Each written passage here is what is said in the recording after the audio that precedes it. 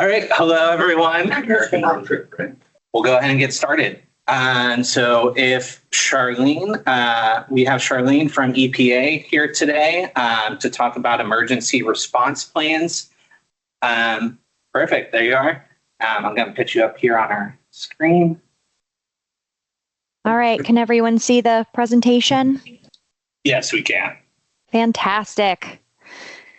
Hi, everyone. It's great to be here. Thanks for inviting me to this meeting.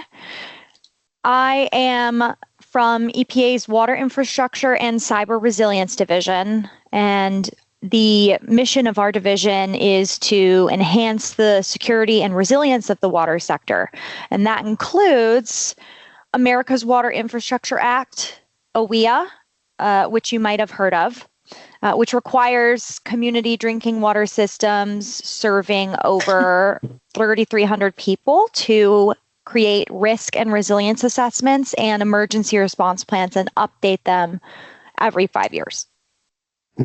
So on the slide, you'll see that I have two titles of this law that I mentioned. AWIA is the title that a lot of folks know this as, but I do want to explain and make sure that you're also familiar with this other name that it goes by, Safe Drinking Water Act, or CDWA, Section 1433. So just some background information, history on these names. AWIA is an act that Congress wrote, big act that did a lot of things for water infrastructure in the country. Section 2013 of the Act AWIA is the section that specifically wrote in requirements for risk and resilience assessments, RRAs, and emergency response plans, ERPs. This act replaced the existing section 1433 of the Safe Drinking Water Act. So that's the statute, that's the law. This is the act that updated the law. So I want to make sure that folks know both names, because if we're at the point where we do have inspectors out in the field, we have enforcement actions out related to this, and if the EPA enforcement officers, or if anyone sends an email, they're probably going to be using this name, CDWA 1433, since that's the actual statute. So just know that these two terms are essentially synonymous, since what was written in here ended up replacing what was written in here. And it updated. Section 1433 was originally added to the Safe Drinking Water Act in 2002. Some of you might have been familiar with the previous Bioterrorism Act of 2002 that had similar requirements, but AWIA very much expanded the requirements. Okay, so wanted to start off with this, make sure everyone was clear on that. Throughout the rest of the presentation, I'm going to be using the term CDWA 1433. So what does CDWA 1433 require? It requires that certain drinking water systems, those that are classified as community drinking water systems, serving more than 3,300 people, are required to create, or if they already have one, update 2 documents, RRAs and ERPs. Submit certifications to EPA by deadlines that were specified in the law to let EPA know that these documents had been completed. And this is a recurring requirement. So every 5 years, these water systems need to review, revise as needed, both the RRA and the ERP, and recertify them to EPA. Those recertification deadlines are coming up pretty quickly here. On the next slide, I have a table that shows when those upcoming deadlines are.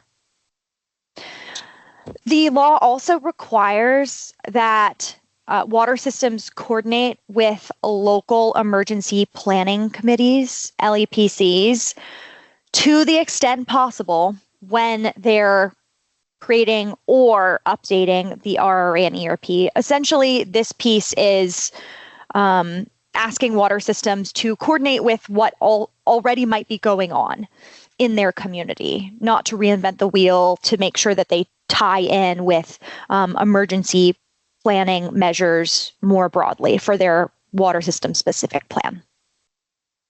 Again, to the extent possible, LEPCs work differently everywhere. So the level of engagement that you have really depends on your situation. And then maintain records at the water system for 5 years. These RRAs and ERPs are not being sent into EPA. EPA is only receiving certification statements saying that they're done. That's why it's really, really important that they're available at the water system for a few reasons. One, so that the water system has these plans that are critical to help them, lay out a process ahead of time and then be able to access these documents if an emergency does strike, so that they can help step through the process of how to handle that emergency. And also because in order to make sure, for quality assurance purposes, EPA inspectors do go out into the field and check up on these documents. And they'd show up to a water system and say, hey, EPA has this certification statement that you have your RRA and ERP. Can you please show that to us? And they'll look at those documents and they'll look in there and they'll make sure that it contains everything that, according to the law, it's supposed to contain. So can't stress this enough. Maintaining the records in a secure location at the water system is very, very important.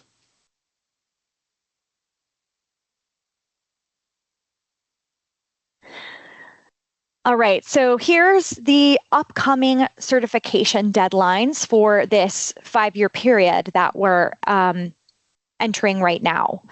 The first round of certification deadlines that were written out in CDWA 1433 happened in 2020, 2021. And these deadlines are exactly 5 years from the dates that happened in 2020, 2021. So some water systems will be developing RRAs and ERPs for the first time if they opened their operations recently, or if they increased in population served size.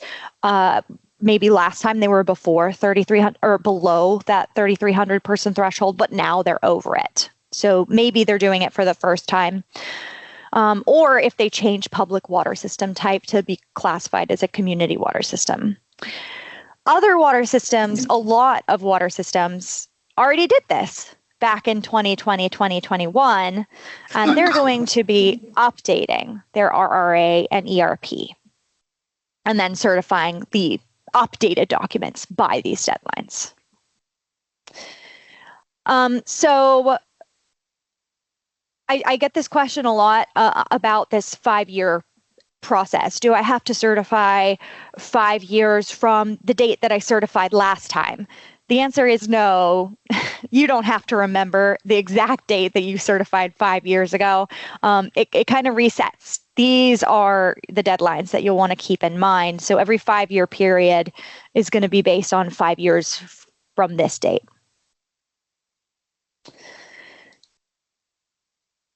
Okay, and then you can see here on our website, we do have a list to try and make it clear which water systems are expected, according to EPA's data, to do this. We have a list.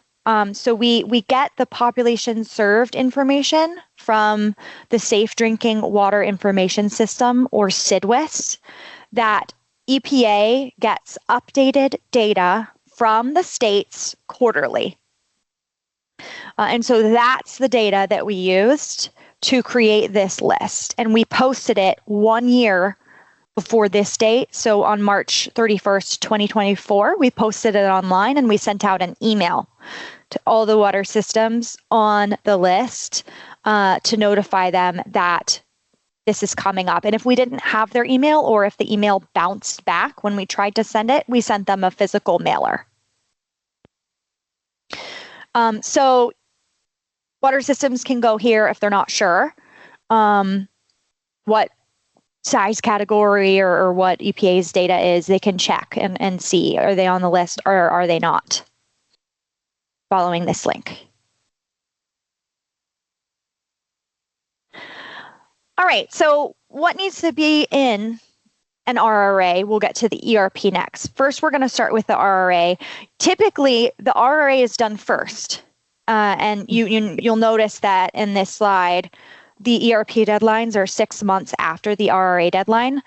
That's because the RRA is meant to assess what are the greatest risks to the water system. And after you do a systematic assessment of the risks, well, then you can take those highest risks and make sure that your ERP addresses those. So looking at the RRA, this language that you see on the slide is language that is directly from the statute, so Rule 1433. So these words that you see, if you looked up the law on congress.gov, this is the same wording. All right, so community water systems, CWSs serving over 3,300, need to look at the risk and resilience of the following specified assets to both malevolent acts, things like cyber attacks or contamination events, human-made issues, as well as natural hazards, hurricanes, ice storms, drought, etc. So each one of these 10 pieces needs to be somewhere in the RRA and ERP.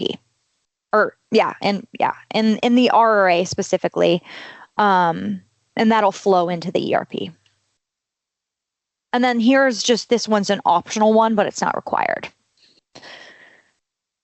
And for those of you who are used to hearing the term vulnerability assessment, I know that terminology is often used as well. That's essentially the same thing as an RRA. That Bioterrorism Act of 2002, when Congress wrote that piece, they called it a vulnerability assessment. Then in 2018, when OWIA was passed, they updated the name to risk and resilience assessment. But they're essentially the same thing. So just want to make sure everyone's clear on that. If you've heard those terms thrown around, they're the same documents. Okay, so what's required in ERP? Well, as I mentioned before, the ERP should flow very nicely from the RRA. So take the biggest risks to the water system as identified in the RRA, make sure that you have emergency response plans and procedures in place to help with those emergencies if they do happen. So this is the wording for what's required in ERP. Resilience strategies, emergency response plans, mitigation actions, and detection strategies. Those are sort of the short names that I give them. Sometimes it can be hard for folks to comprehend, wait, what exactly does this mean? And we do have documents available. We have an ERP template, also an RRA template as well. And the headings of each section in that template correspond exactly. You'll notice there's 4 sections in there after just utility information, which is an overview section, and they align to each of these. So if a water system is like, wait, what do those words mean? I need some more direction. They can check out that template and get an idea of, okay, what does this actually mean by taking a look at our template. So I do want to bring it back to enforcement and inspectors that we do have out in the field. The inspectors, they're going to want to know, do you have the RA and ERP like you certified that you did? And also, does it contain each of the numbered sections on these 2 slides that I just showed? So that's kind of what water systems should be prepared for. And it would be really great. Ideally, I recommend that if water systems don't use our templates have the sections labeled to match each of these. So it's really clear that all of them are identified. But if they use their own or a different template by another water sector organization, then that's totally fine. But they're going to want to make sure that they label each section very clearly and make it really obvious that they've hit every one of these asset categories for most malevolent acts and natural hazards, and then same thing, each of these points. And also here, I just want to mention a few other things. So that's one thing that inspectors have noticed in the field is it's really easy to accidentally forget, especially, there's 10 different asset categories on this slide. It's really easy to accidentally overlook one of these. Oh, we forgot financial infrastructure. We didn't include anything about our billing and payment information systems in there. Oops. That's something that inspectors find in the field. And so making sure that you hit all of these, also making sure that if there's someone who was responsible for it in the past, but they retired, that they pass that information, where are these documents located, to someone new at the water system. And so that knowledge doesn't disappear with them and it's saved on their computer somewhere and the new person can't find it. Other things that are common, not sure if this is the case in Texas, but some states have laws for, it's typically the ERP, that are slightly different than the RRA. And making sure that the, if those laws differ, the state versus the federal version, that certain sections are added. So, part 3 and part 4, some states don't include those. It's like 1 and 2 are covered in their state ERP law, but not 3 and 4, and making sure that water systems know that, okay, in order to comply to federal law, they need to add these sections to their ERP. That's really, really important. So I just mentioned these anecdotal things as an idea of things to look out for when water systems are putting these together. Okay, then we have the resources. I mentioned that water systems may use our resources to help. Okay, those words and the way that they were written, what do they mean exactly?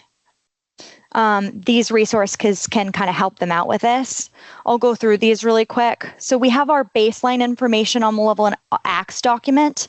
This is to help water systems identify malevolent acts to include in their RRAs, things that commonly happen to water systems. And also estimate how likely is it that this malevolent act would happen at my water system. So using data from the United States and actual attacks on community water systems, cyber attacks or whatever the hazard may be. That is something that water systems might not have that information, and this is meant to help fill that in, and so they can pick the malevolent acts that are most likely to happen to them. Then we have our vulnerability self-assessment tool. So these are the actual RRA templates. This is a document that can help with the malevolent act portion of it. So it's a good side document to have out when putting the RRA together. We have 2 options for an actual RRA template. the vulnerability self-assessment tool, which we recommend for large systems. We say over 50,000 people, because it's a quantitative e-tool risk assessment, and that is something that can be a little bit too much, a little intimidating. It's really helpful for the bigger water systems, but the smaller water systems might find it intimidating. If that's the case, we have this version, a risk and resilience assessment checklist, which is a PDF or Word document that has tables that walk systems through the steps. So it's a little more qualitative in nature, and a little easier for smaller water systems to digest. Then we have one ERP template that is pretty easy to use, and appropriate for any size water system. And we have some additional resources. We have a fact sheet for a quick overview. We have a technical assistance provider primer that technical assistance providers can take out in the field with them as a little overview of RRAs and ERPs. And then also a frequently asked questions document that we update with all the most common stuff that we're asked. So all of this is available here. And I see that James also put this link in the chat. Thank you for that.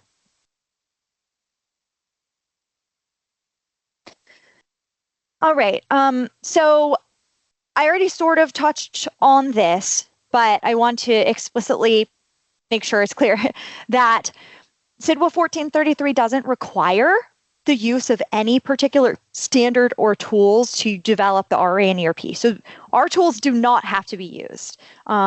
State-specific tools, other water or sector organizations have their own templates for RRAs and ERPs, or a water system might have their own idea of an organizational scheme that they want to use to develop these two documents.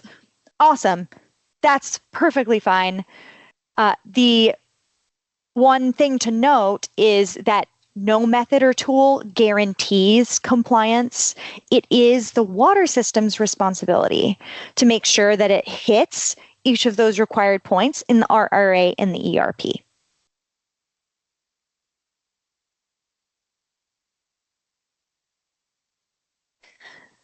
All right, so a lot of water systems are going to be reviewing and revising their RRAs and ERPs that already exist. And I get this question a lot. Have the requirements changed from 5 years ago? No, Congress wrote that wording and they haven't updated it. So the requirements are the same. However, the water system itself and also the landscape of threats that are facing the water sector have changed over the past 5 years.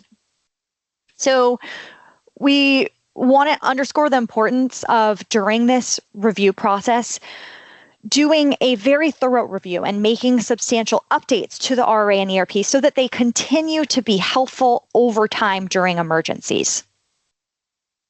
And we suggest that water systems consider adding to or bolstering existing sections based on the latest knowledge of the issues. Big issue that I'm going to give as an example is cybersecurity.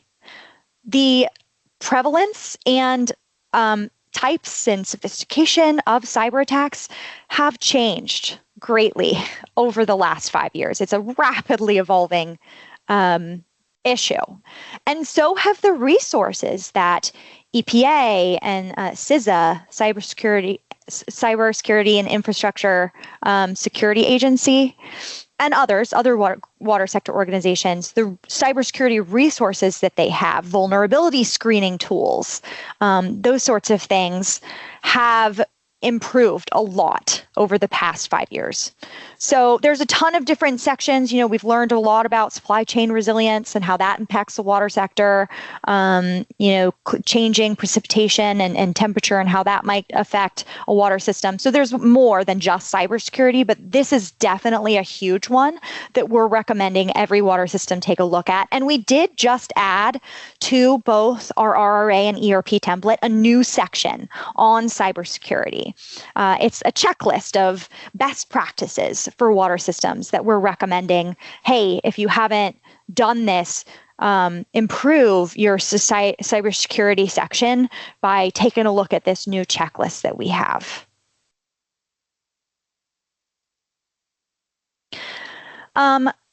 There are 3 ways to certify the RA and ERP. So the water systems can do this through our electronic portal, which is our preferred method for many reasons. It's the quickest way to get your certification to EPA. It's the only way that you get sent a confirmation email of receipt for your records. And you can also log into your account at any time and view your submission history. So really recommend this, but you can also email and regular mail send in a certification statement, which EPA has a PDF version of that certification statement on our website. It's the same process as 5 years ago. So if water systems did it successfully 5 years ago, it's the same sort of deal.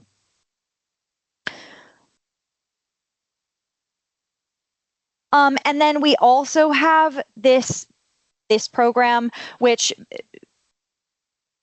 I mentioned, community drinking water systems serving over 3,300 people have to have an RA and an ERP. That means that community water systems serving under 3,300 people, non-community water systems, and wastewater systems aren't covered by CIDWA 1433. They don't need to have an RA and an ERP.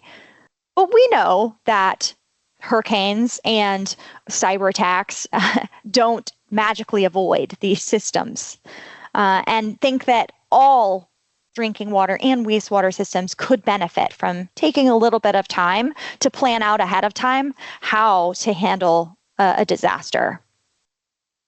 So in order to encourage specifically these groups, the ones that don't have to comply with CIDWA 1433 and have these documents, to encourage them to do so, we set up this program with partnering with the National Rural Water Association and Rural Community Assistance Partnership, and set up this one-on-one course model where water systems may be eligible for CEU credit at the end of the course.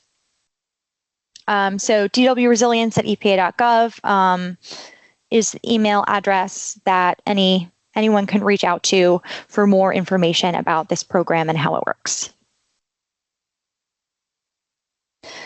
All right, that is the end of my presentation. Here's just some information about our division and then specifically about what we talked about today, CIDWA 1433. Does anyone have any questions? Any questions in the room? No? And I think we're good online as well. Thank you, Charlene. We appreciate your time. Yeah, you're welcome. And I see in the chat the question about slides. I'll definitely send that over, make sure that James has those and can provide those all to you. Thank you. I appreciate it.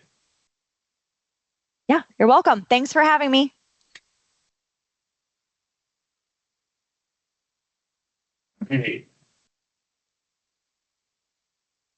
Okay, excellent. So next up, we're going to do our program updates.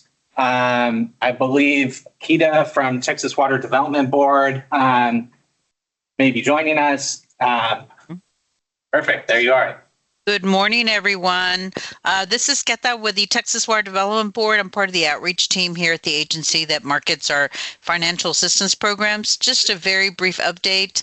Our next regional financial assistance workshop is scheduled for the 22nd in Texas City. And then following that, the next one will be in El Paso, November the 7th. We continue to add more workshops to our schedule.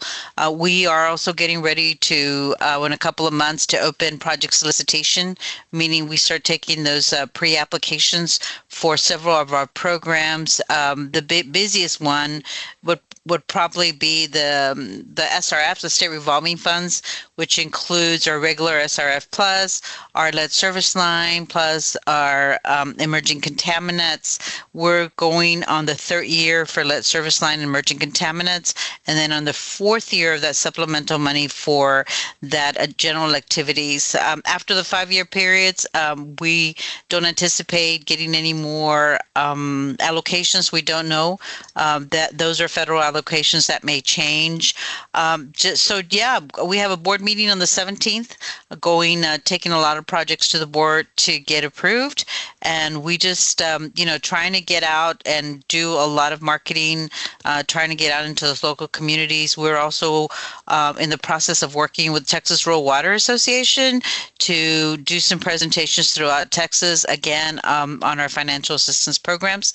If anybody has any questions, just give me a shout out. I'll be more than happy to answer. Thank you. Perfect. Thank you. Any questions for Texas Water Development Board? No questions online. Thank you. Moving right along. Next up, we have Teresa with Occupational Licensing. Hi, everybody. Thanks for having me. I just have an update on the proposed rules. Occupational Licensing held a virtual and in-person public hearing on October 10th, 2024 for the proposed rules. Nobody signed up to present any kind of oral testimony or provided any comments or questions. The public comment period ended October 14th, 2024, which was yesterday. And I do have a tentative timeline. We will respond to comments November 2024. So TCEQ will respond to those comments and make any necessary changes to the rule language. Agenda for adoption is in February 2025. The commissioner's agenda for permission to adopt the rules. And then rule effective will be February 2025 as well, where they will become effective if approved.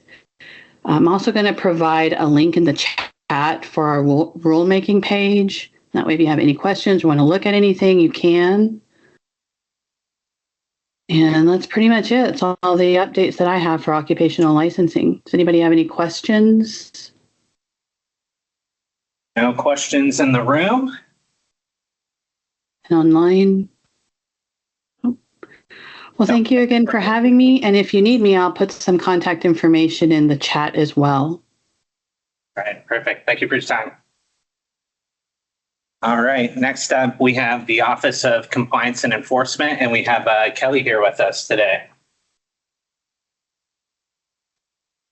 Hey, good morning. Can you guys hear me? Yes, we can. Awesome. Okay. Well, mine will be pretty short and sweet too. I figured we could just do a little review of last fiscal year because TCEQ's fiscal year ended in the end of August. So last fiscal year, we did just over 2,000 comprehensive compliance investigations, which is awesome because that meant that we met our commitments. Yay. And then we also did 1,014 complaint responses for PWS. Both of those numbers are just for PWS. So that is a ton. And I'm glad our investigators were able to get all of those taken care of. And then we're just chugging right along going into this fiscal year, starting in September. So we've already investigated 72 complaints across the state, and then 122 CCIs are already in progress. So we're just getting right along. But did anybody have any questions for me today? No questions in the room, and I think we're good online as well. Awesome. Thanks, guys. You, Kelly. Okay, perfect. All right, next up, for plan and technical review section, we have Allison Jackson with the technical review and oversight team. Good morning. I'm giving the update for plan and technical review section. I am the team leader for the technical review and oversight team. We do the exception reviews, and then the other two teams, the plan review team and corrosion control and disinfection protocol team, are also in this section. They don't have any updates for y'all, kind of just business as usual. But I have an update from Trot on a new form that will be coming soon. Like I said, my team does exception reviews. So other than the definitions in Chapter 290, Subchapter D, y'all can request an exception to any requirement found in that subchapter. As many of you may know, the exceptions just have to be in writing, have to give carefully documented data and information. And once we review your submittal and we determine that the exception wouldn't compromise public health or results in service or water quality decline, the exception would be granted. So a little more information on my team. We receive about 110 exception reviews every month, and about half of those are related to groundwater systems that can't meet one or more design criteria for their wells. So we currently have the exception request form that has to be accompanied with all of our submittals. That's where you give us basic information on your PWS, their PWS ID, the name, the specific regulation that you want an exception to. And we also have multiple checklists online that you can reference when making your submittal. But in the future, hopefully near future, we will have a new form, and we're hoping to get it posted online within the next month or so. It's going through the final stages of agency review and approval, and we'll hopefully get a form number soon. So we don't have a form number for y'all to look up at this point. But this new form will be specific for well exception requests. So if you request an exception for an SCE, pressure cementing, well setback, 36-hour pump test, well casing material, or well completion data, this form will be required at some point. So when we first post it online, it will not be required for well exceptions. We will set a date in the future, probably about 6 months from the date that we post it online, that we will require it to be included in all submittals. So even though it won't be required when initially posted, we highly encourage anybody that are making well exception requests during that time to go ahead and start using that well form to get used to it. And hopefully this will make a smooth transition once we actually start requiring the form. One of the main reasons we created this form is to help y'all understand and know what documentation needs to be submitted with your well exception requests, and therefore improve the quality of submittals we receive. The more submittals we receive that include all the necessary information means that we can grant more exceptions to y'all the first time that y'all submit. The most common reason that we are unable to approve an exception is because we don't have all the necessary information to actually complete our review. So this new form will make sure that we get all that information from y'all, streamline our review process, and also limits the time that we have to reach out to y'all asking for additional information to complete our review. So we will make another announcement, hopefully at the next DWAWG, that the form is posted, and at that point we will have a date selected for when this form will be required for all well submittals, but just something to be on the lookout for. Questions for Allison? Yeah. And I just want to make sure I'm clear. When you say that the form is going to be required in all submittals, and that's just for well exceptions. It's not, if you're asking for a different type of exception, you don't need the well exception Correct. request form included in that. Yeah, it's just those ones, like I said, SC, pressure cementing, that whole list, just those that it will be required for. All right. And the exception request form that's currently online, like I said, that gives the basic information that will, always be required for our submittal. So that part doesn't change. Thank you. All right. And there is a question about the form, but you answered that already. Thanks, Allison. All right. Next up, we have Stephen with the drinking water special functions section.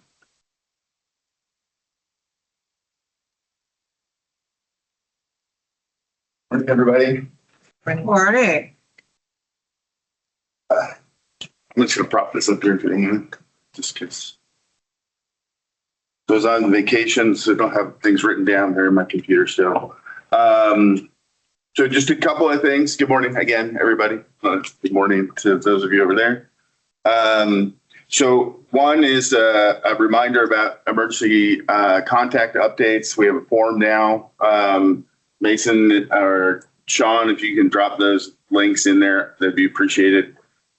So we've moved away from the paper form for updating every 2 years your emergency contact information to using an online form that makes it so much easier for us because then we can just migrate the data in. So if you all can do that, if one of them doesn't put that in there, I'll get it in after my comments here.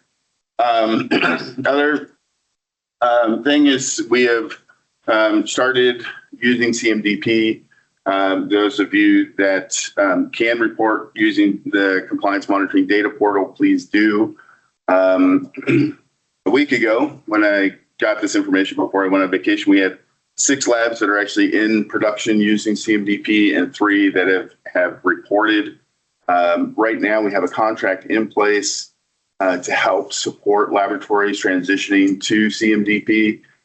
We would encourage you all to do that as soon as possible. We understand that there's some limitations and requirements related to our QAPP, but we've produced SOPs for you all to follow on those things. So there should be no reason not to move into CMDP as soon as possible. If there are questions about that, please let me know. And then Mason Miller is going to give us a quick update here on the PDW conference and source water protection. And then Garrett Heathman will be providing us an update on public notice template. So Mason, you're going to focus on Mason there. It'd be awesome. Good morning. Can everybody hear me okay? Yes. All right, very good. Hey, I just wanted to give an update. I know a lot of y'all aren't expecting me to see me here in October. I'm normally an April visitor, but I wanted to go over the Public Drinking Water Conference that we just hosted and talk about the Source Water Protection Program. The TCEQ hosted its 21st Annual Public Drinking Water Conference August 6th and 7th there in Austin. Over 1,900 people attended this in-person and online event, including TCEQ staff, exhibitors, water operators, water system managers, laboratory professionals, and engineers from across the state. To kick off the event, TCEQ Water Supply Division Deputy Director Michelle Risco welcomed attendees and gave an overview of the conference. Following introductions, each of the sections within the Water Supply Division gave an update, and the opening session ended with the annual Public Drinking Water Recognition Program ceremony. The general session concluded with presentations on public water system adapting to change, case studies on navigating change, and water age in the distribution system, all with an emphasis on this year's theme, navigating change. The general session was followed by 3 parallel tracks of presentations Tuesday afternoon and all day Wednesday, and attendees had an opportunity to choose from a total of 36 presentations.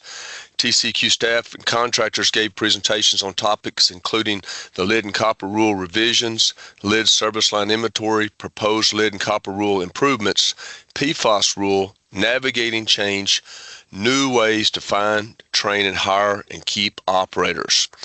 By offering an online format, we were able to reach a larger audience. Attendees were able to participate without leaving their water systems or having travel costs allowed with water systems to send multiple staff since space was not an issue.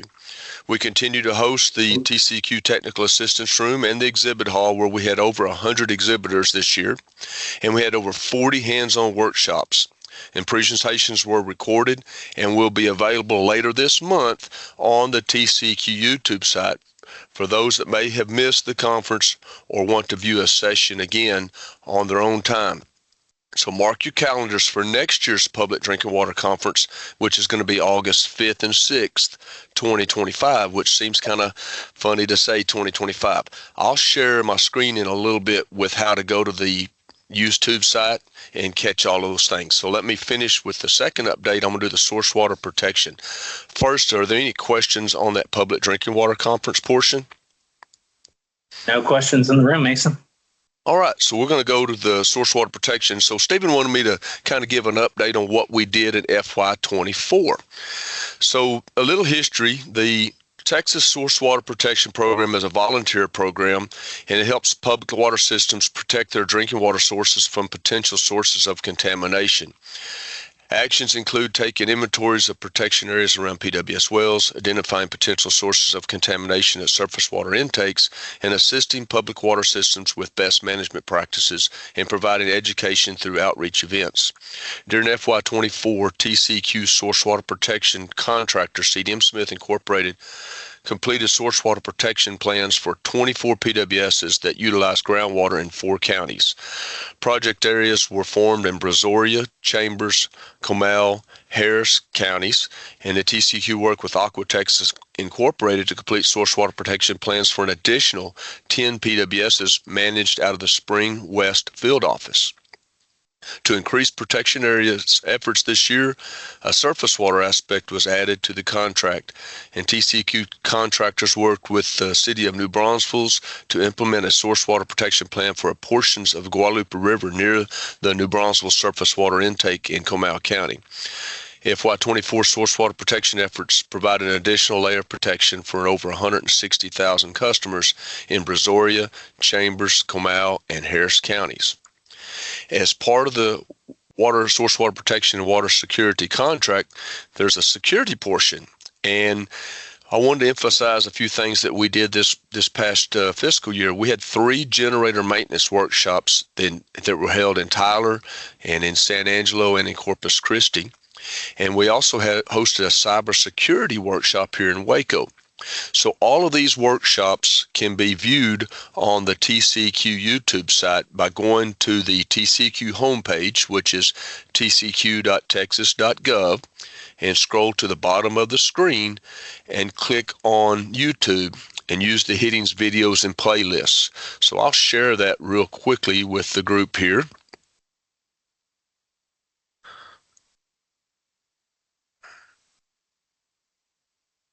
Okay, it should be sharing, and I'm going to hit play.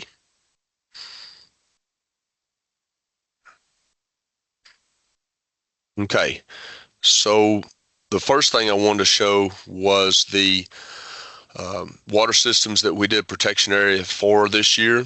And this is the one we also did Guadalupe River State Park, not Guadalupe, but Lost Maple State Park. And then also we did the Comal River there, or Guadalupe River there in Comal County.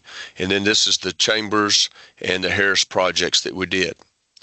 And then the TCEQ training videos, if you go to the TCEQ homepage and you scroll to the bottom of the page, you'll see YouTube. And then when you get under the when you get to the YouTube site, there's two things you can click. You can click on videos where you have the cybersecurity training from this year. And also you can click on playlists and you can watch the 2023 PDW conference, the 2024 PDW conference, and you can watch all of the workshops for this year and last year. You can watch the art of generator maintenance and the generator safety videos as well as the cybersecurity. I'm going to share this little PowerPoint thing with James Lamanna so that he can include this in all the slides with everyone. And so these are really neat videos. Like I said, you got to use either the videos or the playlist. They're broken in two different portions there. And the 2024 PDW conference videos, they're being reviewed right now. I'm going through and making sure all the closed captioning work is doing okay and it's in line. But look for those videos. I mean, there's a lot of really good information. Like I said, the conference had 40 presentations that you can go and view. Any questions? No questions. Thank you, Mason. No questions. I must have covered everything. You must have. It's good to see everyone. Thank you, Stephen. Yeah, and if anybody is interested in participating in the source water protection program, please reach out to Mason, or if you know people that should be participating in it, please have them reach out to Mason. So we're also going to have Garrett give us a quick update on public notice templates, what's available for lead copper rule. All right, there you go. All right. Hello, good morning. So I'm going to give an update on the lead service line public notice templates. Those were posted a little over a week ago to our LCRR webpage, and I'll post a link to that in the chat. The lead service line public notice also comes along with a new lead notices certificate of delivery. At this time, it has an option for the lead service line public notice, but you'll also notice it has an option for lead consumer notice. So in the future, we're planning on having just one certificate of delivery for all lead related notices. I know some people may be thinking, oh, I don't have any lead, I only have galvanized or unknowns. It's still kind of part of the lead and copper rule revisions, part of the lead and copper rule. So it's kind of coined as our lead notices certificate of delivery. So still use that certificate of delivery, even if you have only galvanized or unknowns. Public notice to persons served by non-lead lines is not required. So if inventories with no lead, no GRR, galvanized requiring replacement, or no unknown service lines are not required to provide a public notice. If you are subject to a public notice, meaning that you have lead, galvanized requiring replacement, or unknown service lines, you must deliver the notice directly to customers served by that service connection no later than 30 days after completion of the inventory, which is submission to TCEQ. So once you've completed your inventory and you've submitted it to us, that's what starts that 30-day clock.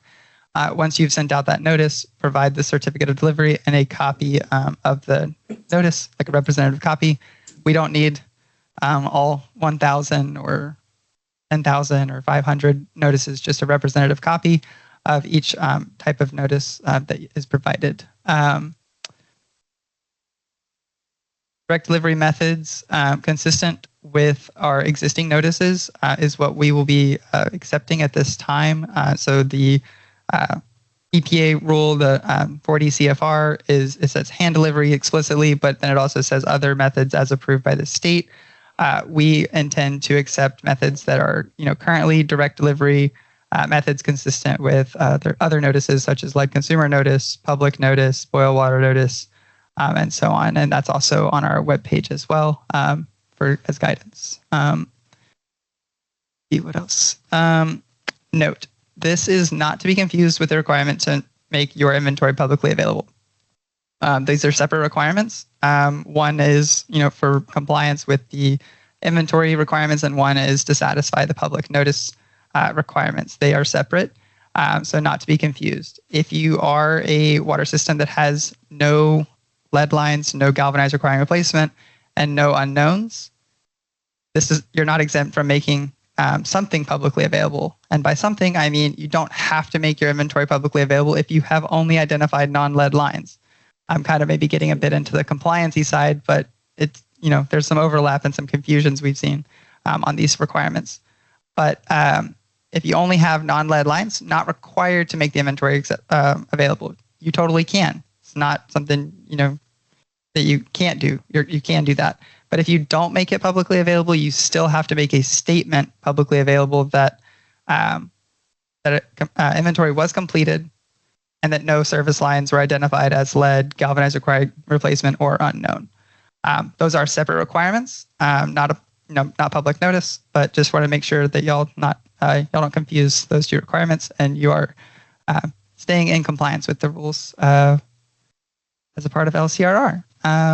So that's, I think, all I've got on the notice. And so everything I just said, almost verbatim, is now posted in the chat, along with a link to the LCRR webpage where you can find the templates. We have our templates available in Word, Word English, PDF English, and then also we have a Word version in Spanish, and then the certificate of delivery. One other thing, we went for one template that meets all requirements. Obviously, there are 3 different service line types. So there are certain things that are only applicable by rule to one type or another. So if you so desire to remove certain things from there, you can, but just again, be sure not to remove anything that is required for the specific type of notice. For example, if you have a lead service line identified, do not remove the portions regarding replacement. That is specifically a rule requirement for lead notices. But we tried to consolidate, have one template instead of several. And then make sure that we're, meeting the minimum requirements of the rule, the best of our ability, and then provide that to y'all in an easily digestible format. So, any questions? Or? Yes, there's 2 questions in the chat. The first one is, how long after the 30 days for providing the, I believe, the notification to customers, do we have to provide the certificate of delivery to TCEQ? So we will be running compliance sometime per EPA's latest guidance, sometime in 2025. So, obviously, provided as soon as possible. We are tracking and logging that and making sure that we're reaching back out to anybody who's provided something that is, needs some additional information. And so the sooner you provide it, the better. But we will be sending out before we run compliance, whenever that date is and when we determine that date. We will be sending out reminders to water systems to let them know if we haven't received something, to go ahead and make sure that we receive that certificate of delivery. Okay, great. The second question is on the Leslie portal. The Leslie portal is still showing galvanized pipes, which have no lead pipe in the service line as being lead. Many systems are not able to change the unknown status for their lines currently. So I think that's just something to look into. Yeah, I guess I would need some more clarification on a specific example, because I'm not aware of this example that's being asked. Okay. Larry, if you could provide us more information by email or in the chat, we'd appreciate it, and we can look into that. Good. Thank you, Garrett. Appreciate it. Those are our updates for today. So I'm going to turn it over to Laura so she can come and do her updates. Thank you all. And are there any questions in the room? Yes. Yes. So is there a list of labs available for the laboratories that are using the CMDP? Yeah, we can provide that to you. Okay. And also, just to clarify on the deadline to provide the certificate of delivery and representative notice to TCEQ, there is no firm deadline set up right now.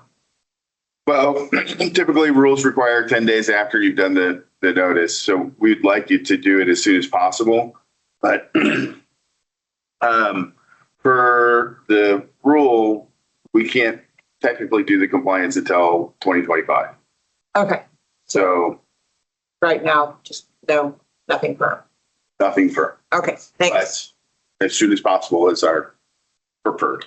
I'm going to get that question, so just want to make sure. Do you mind if I go ahead and just per Sure. EPA's latest guidance, the the compliance date that we would be going for is July 1st of 2025. So theoretically, we would issue violations for not having received certificate of deliveries by July 1st of 2025 for this requirement. Obviously, that potentially could change. There's a lot of time between now and July 1st, 2025. But as of right now, based on the LCRR, the rule, and the rule language and guidance from EPA, that is when we would be expected to run compliance at the latest. But again, that is subject to change. Yep. Thanks. As soon as possible. Right. Thank you, Gary. Thank you, Stephen. Yeah, thank you. You're up. Thanks.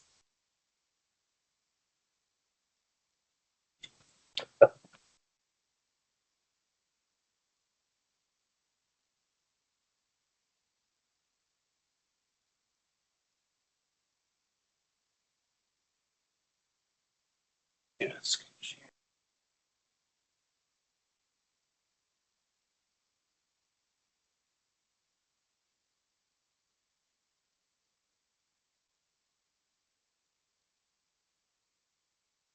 All right. Well, good morning, everybody. My name is Laura Higgins. I'm the section manager for the Drinking Water Standards section. So I know we've got another presentation after we get through all of the program updates, but wanted to share a few other program updates for you. Okay, so just as a refresher, there are 3 teams within the Drinking Water Standards section.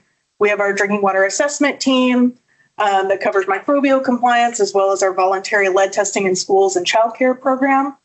We have drinking water quality that houses our chemical compliance, laboratory approvals, and our surface water treatment rule compliance. And then, of course, we have our lead and copper monitoring team that handles compliance for the lead and copper rule. We've also had some staffing updates before I just get to some of our other updates. Since we've last spoke in July, we've hired 5 new UTA contractors. We have 1 new FTE within the section, and by the end of this month, we will have 3 vacancies in our FTEs. So a little bit of change, but overall, we're feeling pretty well staffed, I think, at this point. So first, I want to give some updates for the drinking water assessment team, specifically for microbial compliance. So one update is that there is a revised RTCR repeat sampling requirements diagram. Our team leader, Claire, was nice enough to make some printed handouts for those of you that are in the room right now. But in this presentation, I've also included a link to our website where you can find the new updated repeats requirement or diagram, excuse me. But one of the nice features of this updated diagram is there's a nice little picture that shows where you need to sample after a positive routine distribution sample. And it's showing the upstream and downstream, and it's a lot more detailed, I think, than we had previously. So it's a nice little update. Anything else on this one, Claire? Perfect. Then some of the other reminders are, as Stephen just said, we have our compliance monitoring data portal now. A handful of labs are already in CMDP production and working out of that. But this is just a reminder that all labs should be reporting data for PWSSP in CMDP in conjunction with our QAPP revision, which will happen in November of 2025. What? Start now. Yeah, so start now. So, this is coming. So, we're seeing a few trickle in, but don't delay. So, again, we're going to get into some of the LCRR requirements, and I feel like folks are going to be sick of me after a certain point, but I'm going to keep saying it over and over. So, start now. Start now. It's coming. You will have to be in by November of 2025, so start now. Pretty please. And the other thing is just another reminder. We've had some hot summer months here in Texas. Every time that happens, we tend to see a rise in E. coli positive samples. So this is just a reminder to please remember what is written in our QAPP Addenda 4. And this is currently the same QAPP Addenda 4 that has existed since 2022. So nothing has changed yet. But just a reminder that the language in that addenda says that laboratories must report all repeat results following an E. coli positive sample as soon as possible on the same day that results are determined. So we've had a few issues with some of these EC positive results where, especially unfortunately, if it's a Saturday, if it's a weekend situation, and we're expecting repeat results, and folks think that just because they're negative, oh, I'll send this to you sometime next week. No big deal. The repeats were negative. No big deal. Big deal. We are here in the business of public health, and TCEQ needs those negative results to be reported so that we can understand that, the threat to public health has been minimized. So all repeat results, no matter if they're positive, negative, we need those repeat results the same day that they're determined. So even if that's a Saturday or a Sunday, even if you have a skeleton crew, those results need to be reported the same day that they're determined. Okay.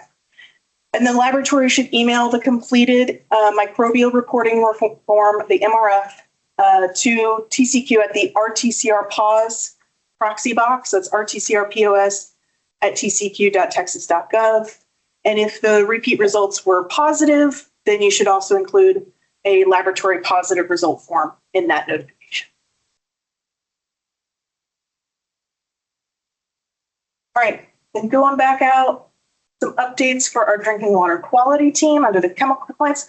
So we've got some new and updated websites. One of the biggest updates is that there's now a PFAS website. So for all of you that are very excited about PFAS compliance coming, there's now a new PFAS website, so we can put some resources and information as it becomes available. So I included the link to that in this, but we can throw that in the chat as well. And then there's also an update to our inorganic contaminants in drinking water webpage. So some revised content. Hopefully it's more user-friendly. It gives you the information you need to know. But those are exciting. All right, and then lastly, lead and copper monitoring team. Well, I'm going to leave you in suspense because you're going to stay tuned for the next presentation. All right, and that's it for standards. Thanks, everybody. Good. Oh, question. Yes, ma'am. When talking about reporting repeats for positive, especially on the weekend, is that the expectation with the MRF as well, or is it just results? Yes, no, the MRF is considered the reporting. So an email is just a notification. Right. So the MRF is the reporting. So that has to be same day? Yes. That the results are done? Yes, ma'am.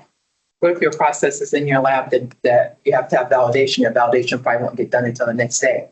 So is that the same thing? Because we don't usually, so I'm just asking. Yeah, so I think that's part of the things that we've been discovering with folks is that they have certain internal processes that maybe don't align. But, hopefully, and I think, I'm thankful that we don't have E. coli positive results that often. It's far less than 1% of the total amount of samples we get in a year. But in the event, so if you know on Friday that there's going to be repeats read on Saturday for an E. coli, then we need to make arrangements to have somebody help validate.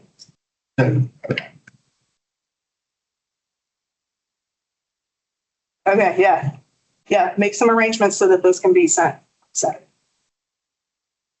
I know that's big for some people. But with labs who don't work on Saturdays and Sundays, that's big. Yeah.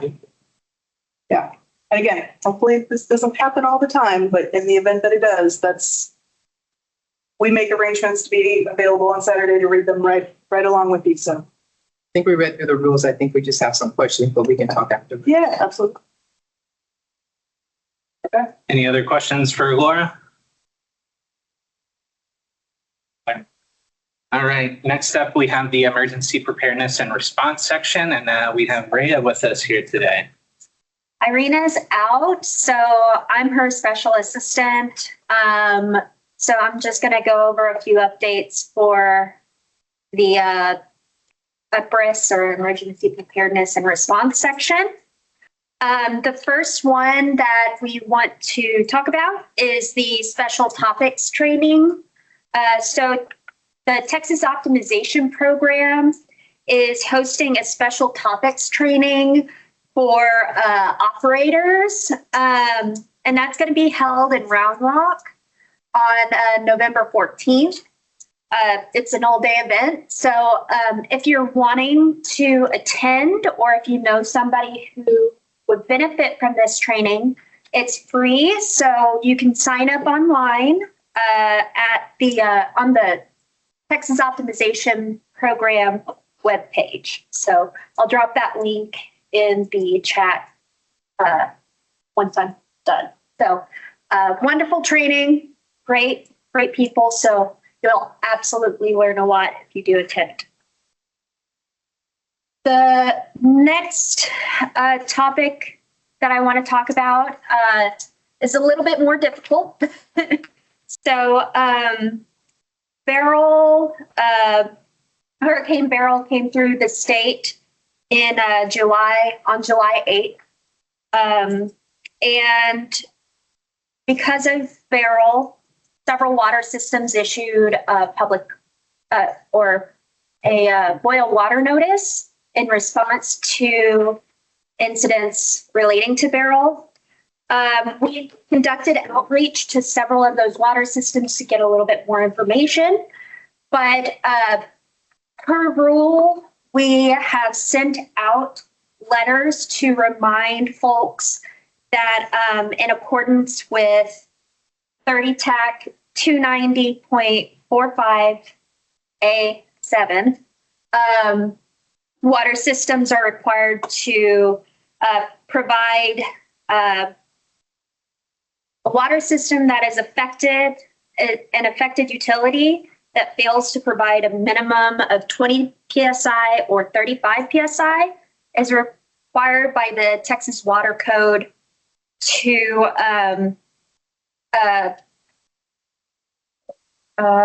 sorry, I lost my spot.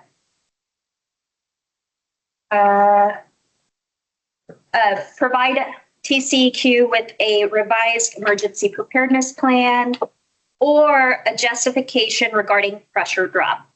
So we have sent out these letters, and this is a letter we sent out to one public water system, but I removed their information.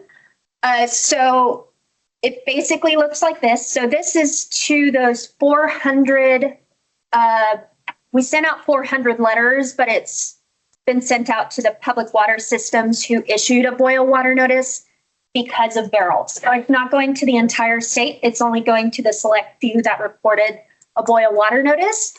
And the justification or the revised emergency preparedness plan is due to TCEQ by January 20th, 2025. So please, if you were one of the public water systems that were affected by Beryl that issued a boil water notice, not a public notice, boil water notice, then please read the letter. Please send us by email or mail justification for the pressure drop, or if your EPP was didn't really cover what you needed it to cover, send us the revised emergency preparedness plan. And just a reminder, this is different from the EPA requirements. This is not the emergency response plan. This is the emergency preparedness plan. So we have our template online. If you just Google emergency preparedness plan, TCEQ, you'll find it. I'll also drop it here in the chat. So yeah, you can send those to PDW EPP. So Papa Delta Whiskey Echo Papa Papa at tcq.texas.gov. Yeah, that's it for me. Any questions? Yeah, go ahead. Very changes to the law.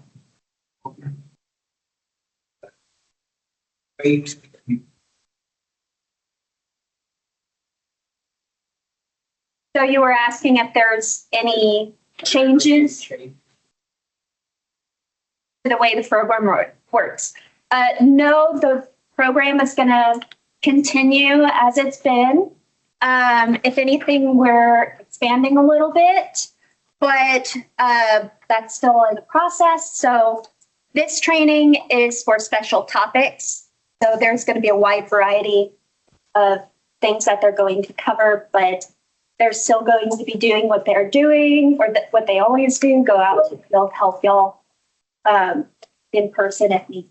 So Brian dropped his information in the chat and the Texas Optimization Program's email in the chat. So if you have any further questions that are more specific, then you can definitely reach out to them. Any other questions, concerns, comments? You're good, Raya. Thank you. Awesome. Thank you, guys. All right. So for quality assurance, Jessica had to step out. But again, just as Laura mentioned, please be aware for CMDP or the Compliance Monitoring Data Portal that we are coming up on that deadline to implement that. So please be aware of that. We are also working on revisions internally for the quality assurance project plans, but we will communicate any updates on that likely at a future DWAWG meeting. All right, so with that, before we go to the next topic, which is the very exciting lead and copper rule revisions, which has a deadline of tomorrow. Hopefully everyone is aware of that. We'll take a quick 15-minute break. So let's come back here at 10:30. Welcome back, everybody. I already mentioned this for folks joining us virtually, but folks in the room who came today, who were brave enough to come today, there's a box full of I survived the LCRR compliance date 10/16/2024 squeeze balls, in case you need some to relieve some stress before that compliance date. I know I do. But anyway, here we are. Okay, LCRR, lead and copper rule revisions. I did a count of past DWAWGs of how many times we've done some updates on the LCRR. And I'm coming here to talk to you today for the 13th time, lucky number 13 on the LCRR. Remember, we only do 4 DWAWGs a year, so 13th time. So I know you're sick of me by now, but I won't stop. I can't stop, won't stop. Oh. There we go. So, lead and copper rule revisions. We did it? Maybe? Did we? We got one more day. So, the compliance date is October 16th, 2024. I want to give a very big congratulations to the roughly 41% of systems who have successfully submitted their service line inventory. But I want to look directly into camera and maybe into the eyes of some of you in this room to remind you that there are about 59% of systems who have not yet had their inventory accepted. And to remind you again that that due date is October 16th, 2024. And today is October 15th, 2024. I don't know how to be more threatening or menacing or how to get people to submit on time. I was trying to think, like, what's Liam Neeson say? Like, I have a particular set of skills. I will find you. Please submit. We want you to submit. I want people to be in compliance. I think the least favorite part of our jobs here at TCEQ is issuing violations. So please submit your inventory by October 16th, 2024. You have a little over 24 hours at this point. I know you can do it. Actually, as some words of hope, we went to the ASDWA conference about 2 weeks ago, and at that time, a little less than 25% of water systems that were subject to the lead and copper rule had submitted their inventories. So within like a week and a half, we're up to 41%. That's a huge swing and not a lot of time. So I have a lot of confidence that maybe we'll get a whole bunch more in the next 24 hours, if that's any indication. It's exponential growth. So looking into the camera, I'm reminding folks, you have over 24 hours. I'm looking into this room, got over 24 hours. Yes. Percentage? So we've got, and I'm refreshing, we're doing some checks. And so this number is probably, as soon as it's uttered out of my mouth, it's probably wrong because we're coming in constantly. But when I checked this morning, it was 2,281 systems that had submitted and 3,336 who had not yet. But I know, I mean, that was from 7 a.m. So it's probably already off because they're coming in all the time now. Yes? But on DEC portal, the number of like systems that are listed that are like 15,000 combining non-transient community and non-transient community. So that number, is it just for the community water system or is it including? You said 14,000? It should only be roughly 5,500 water systems that are subject to the lead copper rule. So that we'll check on that number. That doesn't. There's only 7,000 SOA water systems in the state of Texas at all. It may include inaccurate or proposed. There you go. Good point. Okay. So we're all going to nod our heads. Yes, we understand when the compliance date is. We're going to get our stress balls. We're going to be okay. Yes, I'm going to be. This is a reminder for me. I'm going to be okay. We're going to be. All right. So just some other stats. And again, these numbers, as soon as I utter them out of my mouth, they're probably already inaccurate. But as of early this morning, it looked like we've received about 13 inventories from systems with a population greater than 100,000. There were 35 inventories that I saw that folks had reported all known service lines, so no lead status unknown. There were 49 systems who reported at least one lead service line. And there were 20 who reported completely all non-lead, no unknowns, but all non-lead. So interesting. But again, we still got some ways to go. We haven't met that compliance deadline yet. So we'll keep tracking this and give some updates as we go along. But just because I know that's the question I think I get maybe on a daily basis is what's it looking like? Okay, one more time.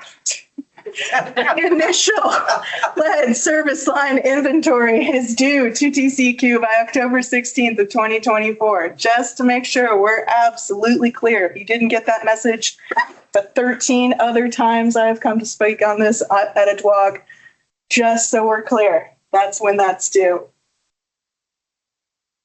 And here it is in red, just in case you needed that too. All right, so now what? You turned it in, it was successful, you can just take a snooze, kick back, relax. No, never.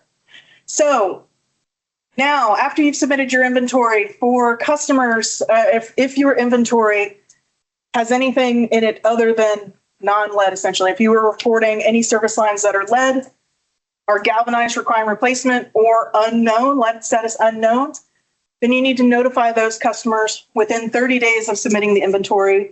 As Stephen already mentioned and Garrett already mentioned in their updates, those templates are available on our LCRR webpage, and I've got links to that later on.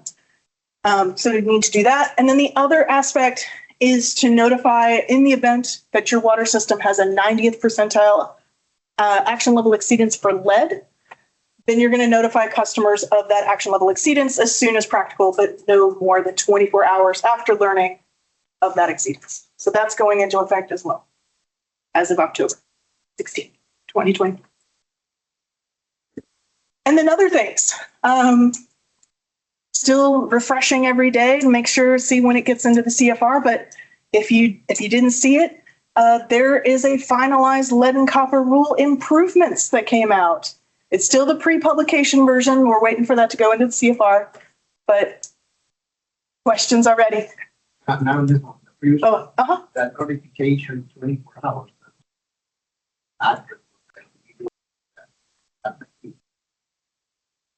No, it's a tier 1 notification for the entire system.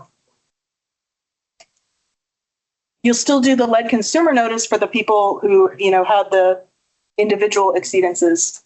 But yeah, according to the LCRR that's going into effect tomorrow, there's a tier 1 notification for all customers in the event of a lead action.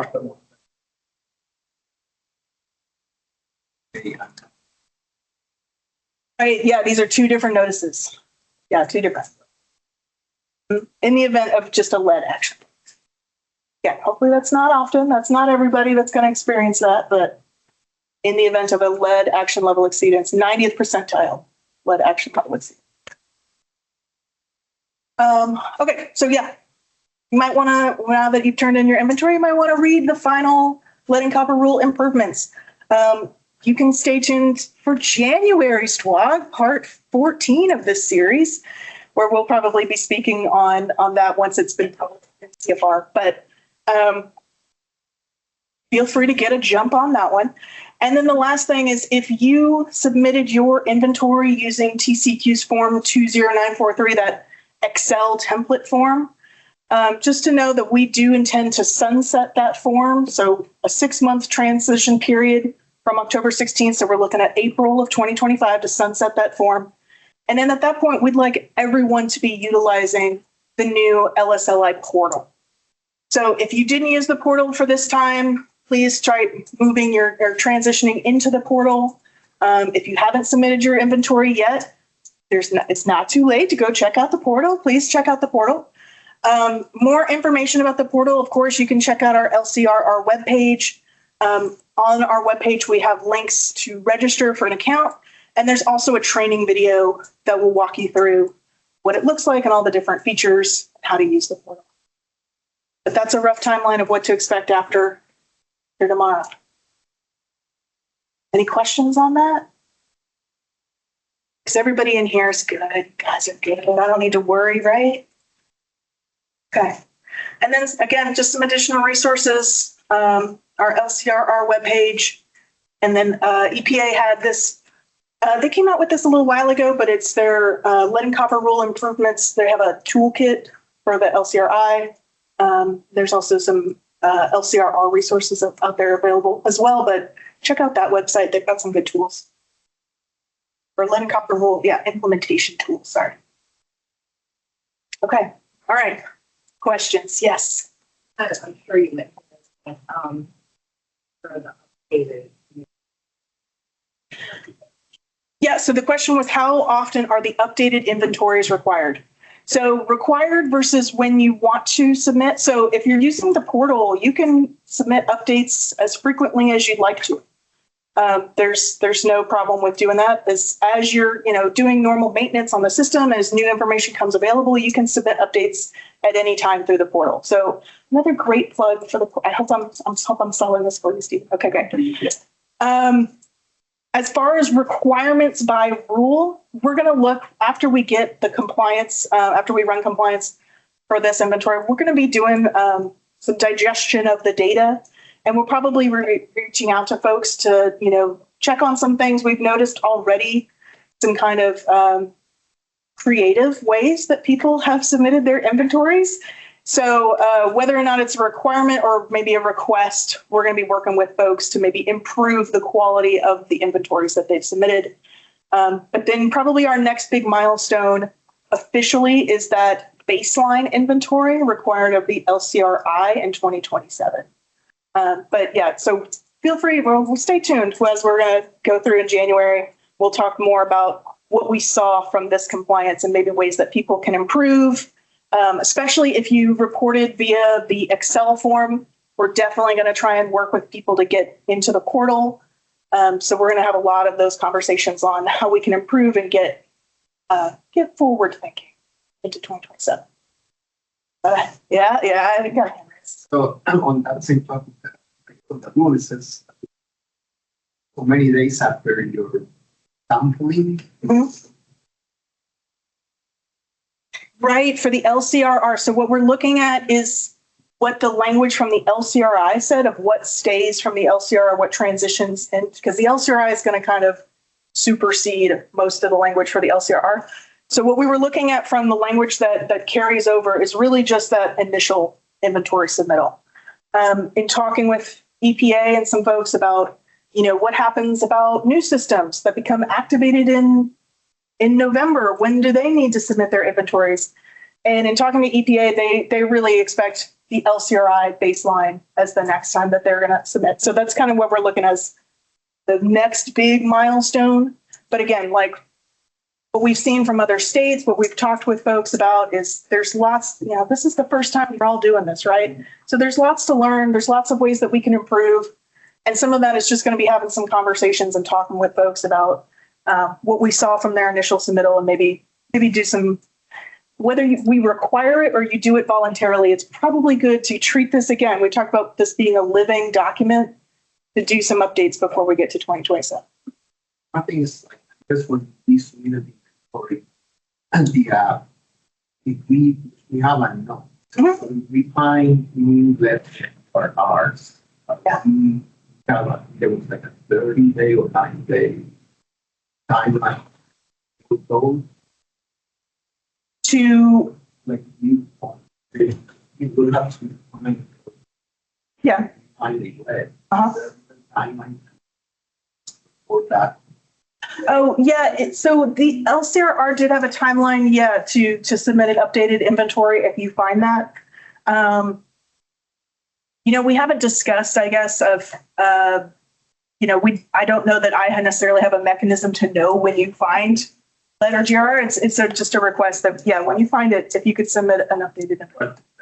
Question was updating the inventory.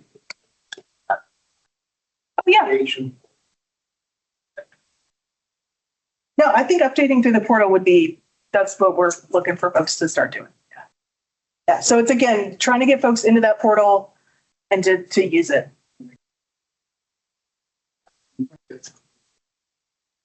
That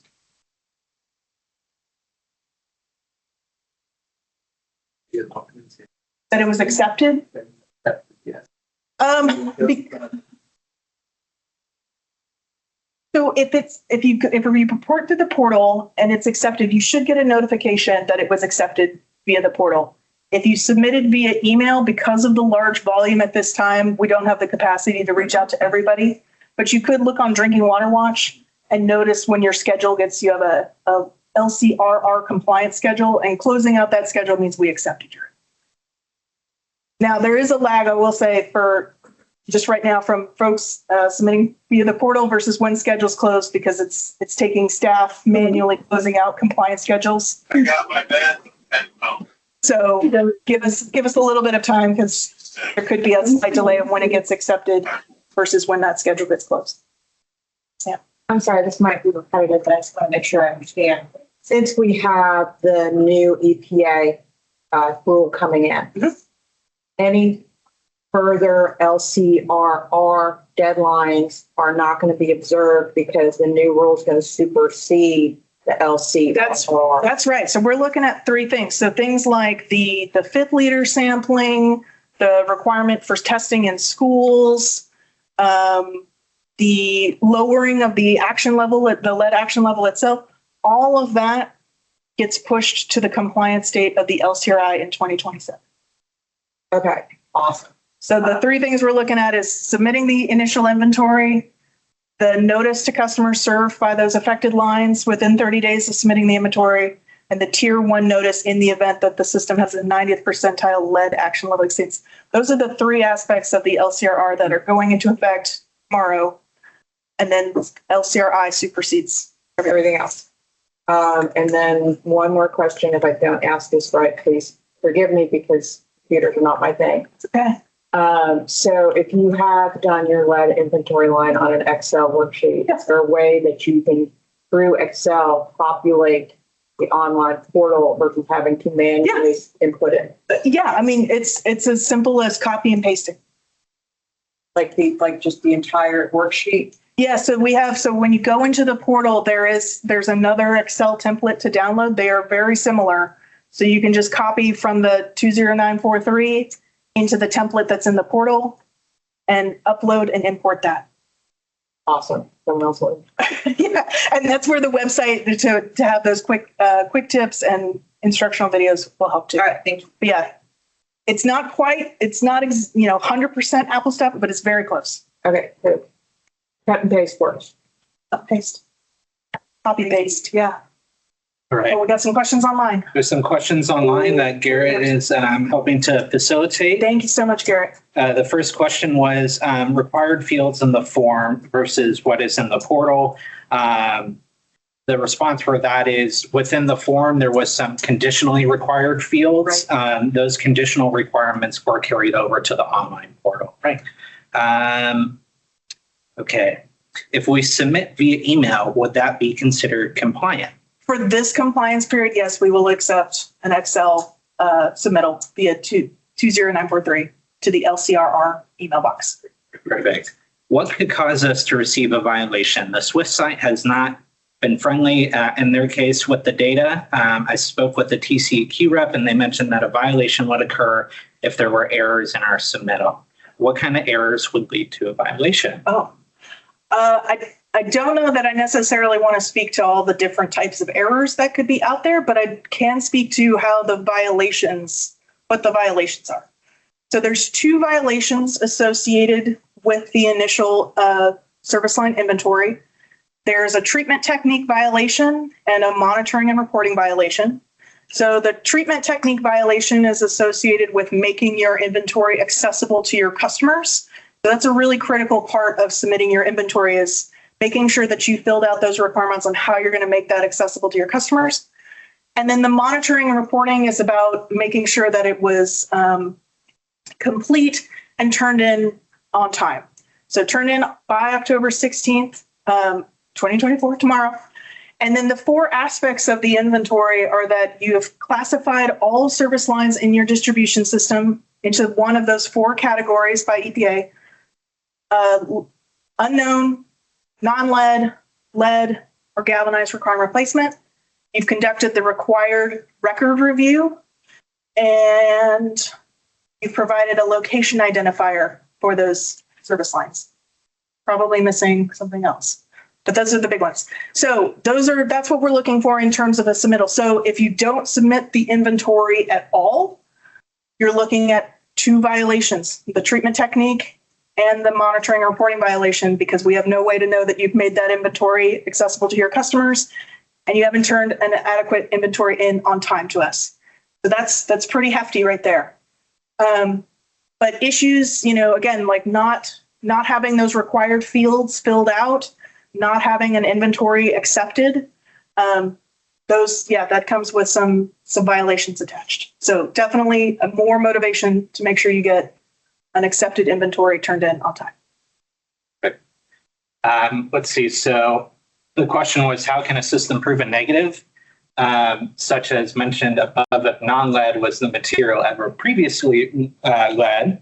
And Garrett did provide a response for that one, that it comes down to the records. The records, yeah. Records review. Right. I know that's been a tough one for folks, that the LCRR kind of, you're guilty until you prove yourself innocent. That you fall into that galvanized requirement replacement category, kind of, unless you have the records to prove that it was never downstream. Okay. Before we keep going down on the chat, I see Gary Chauvin. You've had your hand raised. If you want to go ahead and hey, Gary. Oh, thanks, James. Hey, Laura, congratulations on your 13th installment. We're doing okay. Your stress balls, they must be totally flat by now. So, but yeah.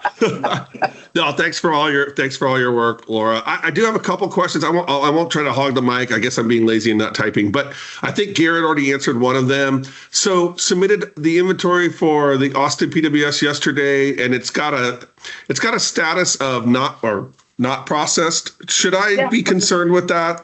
No. Yeah. Okay. So it'll stay in that until compliance officers staff go through and review and accept. So we're doing them kind of in, they're coming in. There's a bunch coming in, but I think staff have been really good about processing them quickly. So you should see fairly soon a status change. Okay, great, thank you. And for Garrett, folks that are using. Garrett might chime in on that. Garrett? No, I wasn't going to chime in on Gary's. I was actually just going to chime in on some of these other questions as far as kind of follow up to the so as long as all the information is provided, we're good. But I'll wait until Gary are done talking. Well, then let Gary finish. Go ahead, Gary. Okay, yeah, I'll try to be quick. And I think Garrett already answered one. So we actually will not receive a notification. Did I read you correct, Garrett? If it's accepted? Okay. Yeah, accepted inventories will not provide a notification from the system. So once it's accepted, it's just going to say accepted in the status. So anybody who's sitting there waiting, checking your history for your submissions, once it changes from not processed, it will change to either A, accepted, or B, rejected. If it's rejected, you will get a notification, and there must be a comment that will be provided from our compliance staff. And that's actually what I was going to kind of talk about. So I'll stop there and let y'all continue with the other stuff. Thank you, Garrett. My apologies. So a suggestion, Laura, Garrett, maybe for the folks tuned in, this is just a suggestion. I was able to find it. But yeah, it's looking under the history in the GEC portal. That's where you can see your record of your inventory that was submitted. I will be honest, I have not seen the A for accepted. Maybe I'm just missing it, but maybe it'd be helpful to show people that. Yeah, I'm looking at Seth across the room. Can you hear him? He's desperately trying to say something. Gary, can you hear me? Can you hear him? Yes, I can hear you. Okay. Gary, so your inventory came in last night right after we accepted about 300 of those. And I saw it last evening. Staff is working to accept everything in the portal before close of business as best possible right now. So you should see something likely by the end of the day, if not first thing in the morning. The same thing for lead service line inventories coming in through email right now.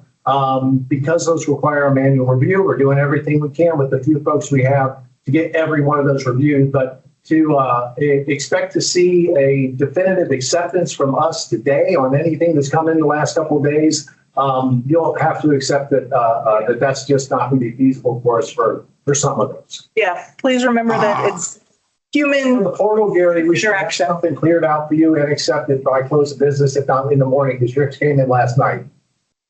Okay, I got it, Seth. Thanks. So, okay, totally understood. And I see how you are. You ignored mine. I got it, Seth. Yeah, we have to manually accept those, and we take a look at them, accept or reject them all at once. No, thank you. Thank you, Seth. Thank you, Laura. Thank you, Garrett. I just have one last question that may be helpful for everybody in the room or listening. When you actually go to submit to state and, you complete your information about how you conducted your record review, how you conducted your inventory methodology, I think I see that information is actually preserved. So am I assuming correctly that if we came back in to update an inventory, that information would be preserved, and then we could make modifications to those fields if we wanted? Exactly. Okay. Yes. Okay. Yeah, that'll be preserved. Got it. Okay. So that's helpful to know because, there's not really a save button on that feature, but once you actually do submit your inventory, it's then preserved. So that's great. And the tool worked really great for me. And I just want to take a quick moment to recognize Garrett, because Garrett was super helpful. So I hope his boss is still in the room, because Garrett was very helpful and very timely. Yeah. Yes, Garrett has been a real trooper in all of this. Yes. Yeah. Couldn't agree. He's right here. Thanks, y'all. Thank you. Thanks, Gary. Let's see. I believe the next question was, sorry, Garrett. Go ahead. Garrett, go ahead, and then we'll go back to the chat. Yeah, no. So I was going to say, because some of the questions are so as long as all the information is provided, we're good. Do missing unique IDs translate to an inventory submittal violation? Right now, I think Laura's already hit on it. We don't really have a super clear path based on, we're seeing a lot of crazy, stuff from, one side to the other side, very wide spectrum of submission types. Some of the big ones that, the compliance team, and Seth could probably even speak to it, is if you're City of Austin, I'll pick on Gary since he picked on us, and you've got 200 and something thousand connections, and if you submit an inventory that's 1,000 connections, is that acceptable? That kind of gets into those realms of what is and isn't acceptable. Zero is of course not acceptable, I guess, in zero of anything. It's you have to have a connection in order to be a water system, at least subject to this rule. So those kind of things are the highlights that are really sticking out in the submissions. If you submit and you have, you notice at the bottom of your submit to state screen, it's saying 0, 0, 0, everything's just zero. There's something that didn't happen that there was a step that was missed, like importing. So if you upload is not the same as import. Once you upload the inventory, you must review the inventory and actually import it. Once you've imported it to the portal, then you can submit that inventory to state. So that's one of the common issues that we've seen, and that would be something that potentially could lead to a violation if what we received was basically nothing other than a couple certification statements filled out, but no actual inventory.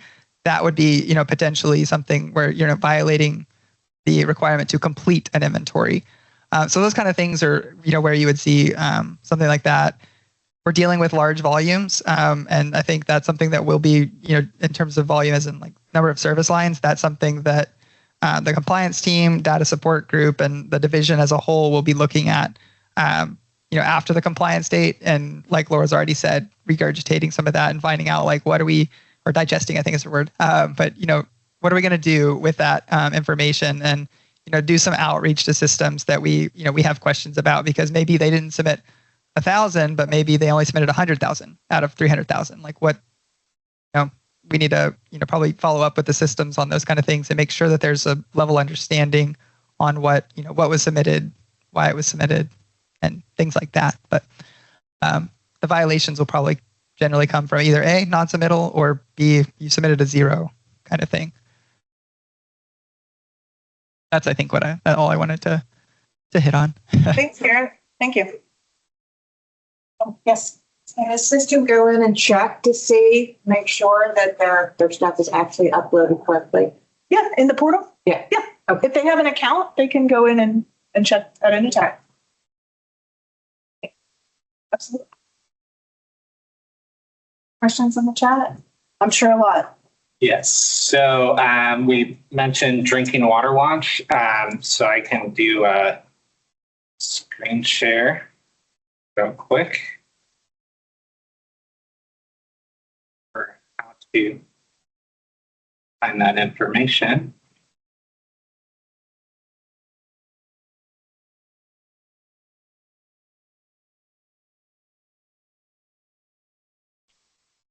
Okay. So if you are on Drinking Water Watch, and hopefully this should be shared, if you go to compliance schedules for your system, which is at the top, compliance schedules, there will be an LCRR compliance schedule. It's usually pretty close to the top. Yep. Of the compliance schedule table. And then if you click on it, you'll see the due dates for the inventory. And then once those are processed, you'll have an achieve date there. Right. Yeah.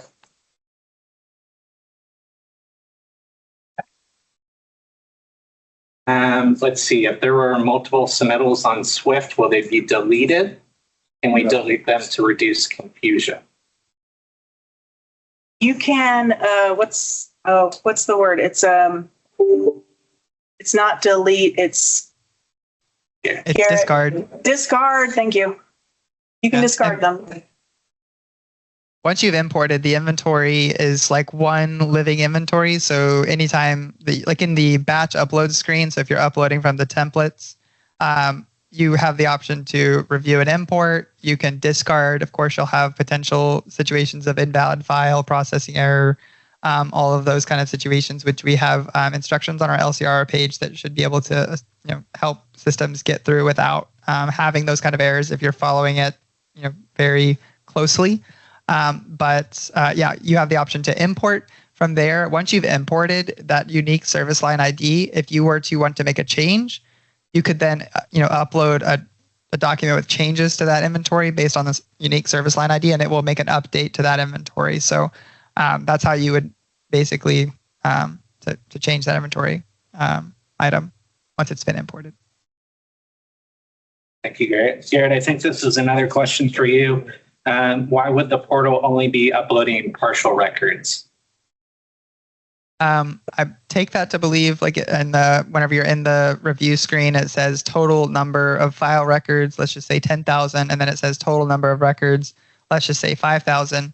What that means is either A, there's duplicates in the file itself and it's automatically removing those duplicates for you, or B, you've already uploaded some inventory items and imported them into the portal itself, and say 5,000 of those records that it's not importing, there was no change to them. So it's automatically, basically cutting those out. It's only going to import and upload unique service lines, and then also service lines that have a change if the service line is currently existing. Thank you, Garrett. Laura, so for LCR inventory submissions, would any system be granted an extension for the deadline? No, not at this time, because we've been talking about this for a while, because unknown is an acceptable category for your service line, for all your service lines. We're not granting extensions to the due date at this time. Okay. And I believe Garrett has answered this next one. I submitted our inventory last month, but I don't see an achieve date in Drinking Water Watch yet. And so for submission for that is based on when it's submitted, not when TCEQ accepts. Okay. Thank you all so much. I'm very confident, and I can't wait to refresh tomorrow and see 100% everyone submitted their inventories. I have hope. All right. All right. Congratulations and best of luck to those who haven't submitted, but congratulations to everybody who has. Okay. Thank you, Laura. Quick reminders for next meeting. Next meeting is January 14th, 2025. That's a Tuesday. And like Laura mentioned, we will likely be talking about the, hopefully published at that point, lead and copper rule improvements. In the chat, I am going to post the remainder of the 2025 DWAWG dates to add for your calendar, as well as first quarter 2016. Yeah, find the format in there. But so for second quarter, we're looking at April 15th of 2025, third quarter, July 15th of 2025, fourth quarter, back here next year, almost same day, October 14th, 2025. And then again, we're going to start our cycle over in 2026 on January 13th. So that's about the second Tuesday of the first month of every quarter. Excellent. Any final questions, comments? Yes. The lab accreditation, I know that I'm here, but that's what I'm going to update. 533 is going to start January 1. This is time on that. Jessica, do you have any guidance on that one? And if you wouldn't mind coming back up, we'll repeat that question for everyone. I am. Okay. Okay, so my name is Jessica Hoke, and I missed the update earlier, but I'm guessing y'all talked about PFAS. So 533 and 537.1 will be available for labs to submit their application for accreditation January 1st. And then depending on the quality of the application, that's going to do kind of the turnaround. I think normally it's about like 45 days or something like that. I think their website, the NELAP, the TCEQ NELAP website kind of describes, and they also have a list of all of the applications. So you can kind of see where you are in the queue. It's first come, first serve. So, for any labs that are out there who are interested in this, it's like you can start to prepare your PTs, your DOCs, and all of those things. And if y'all have any questions, you're welcome to reach out to pwsqa@tceq.texas.gov, and we can talk about the drinking water aspect of how, that's going to go. I don't know if there's any talk about 1633 or 1631 coming up soon. Not for the drinking water program, because those aren't methods that are approved. Yeah. So the way that adding new methods to the fields of accreditation work is that you're going to want to talk with the program area who's accepting that data. So if that's for a non-potable or something like that, then they'll need to request to lab accreditation to add that. Yeah. No problem. Cool. Thank you. Thanks, Jessica.